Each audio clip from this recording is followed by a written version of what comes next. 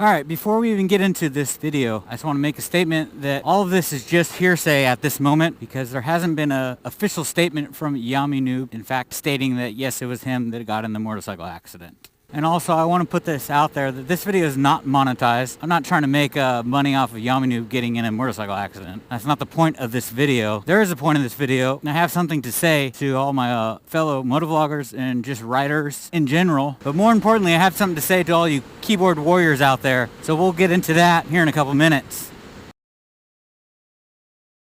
So I saw a post earlier today on Instagram of a picture of someone getting in a head-on collision with a car, and the rider was flying at least 10 or 20, even looked like 20 feet in the air. It's a terrible picture, terrible accident. Now, so in that post that I saw, it said that it was Yammie Noob. Like I said, he hasn't made a statement saying that it was him, which makes sense though. Pictures I've seen from the accident, that makes sense that he hasn't yet made an announcement or a statement about the accident, because it's obviously got to be in bad shape. But whoever the rider is, he is lucky to be alive. But what I've seen and read so far, all signs point to that it was Yammie Noob that got in the accident. The rider matches his description. The bike is the same type of bike that he rides. Same tires, same frame sliders, a couple of other things that that lead us to believe that it was in fact Yammie Noob. There's also another couple of things, like he hasn't posted in about 3 or 4 days on Instagram or posted anything onto YouTube, which he's very active and on social media, and this accident happened about 3 or 4 days ago, I believe.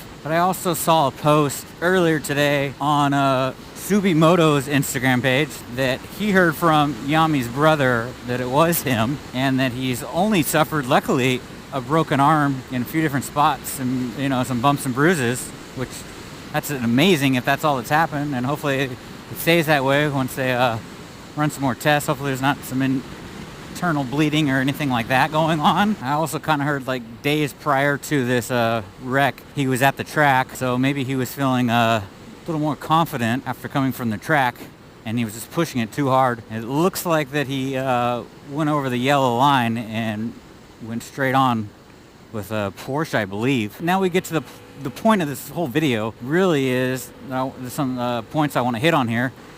I don't know if he was maybe recording a motovlog at the time and he was pushing it a little bit past maybe some of his riding abilities just to make like a cool video or something, you know, thinking he's gotta be going faster. I don't know if that's true, but I'm just thinking there's probably some motovloggers out there that once they hit that record button, they think they gotta push the limits. They gotta make a cool video. They gotta go fast. They gotta, you know, kill it in the twisties. I'm not saying everyone does that, but I'm sure there is. It's just not worth it. If you're doing that, guys, it's not worth it for the views, you know, to get subscribers. Me, myself, I like to ride. I like to have a good time. I like to go up to the mountains, but I pretty much just cruise. I don't push it. I never stated that I'm like the fastest rider or a technical rider up in the twisties or anything like that. And that would be cool. But, you know, I think you should save that for the track.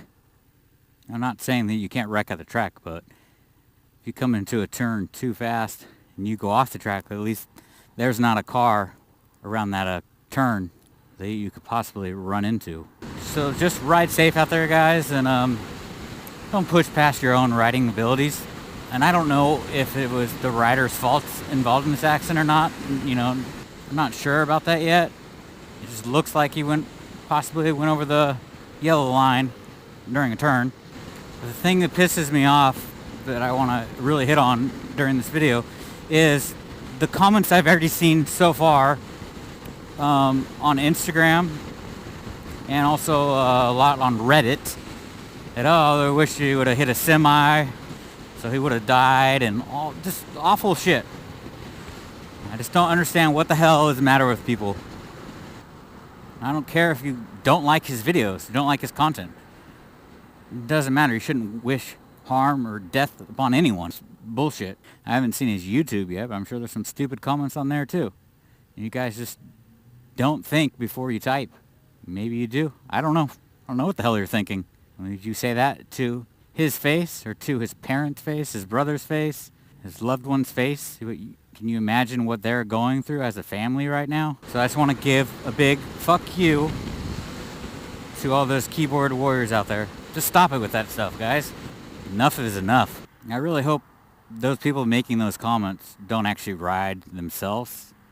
I'm sure they don't, because the thing I love about riding motorcycles is the community of riding and the community of motovloggers as well.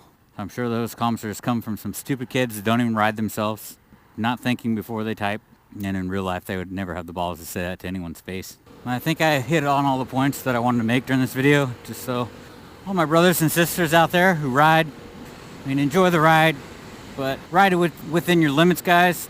If you're a motovlogger, it's not worth risking your life just to make a cool video. I know for myself, I want to come home at the end of a day of riding to my wife and my kids. So just ride safe out there, everyone. And to keyboard warriors out there, have some fucking respect for the riders and their families. Just keep your stupid comments to yourself.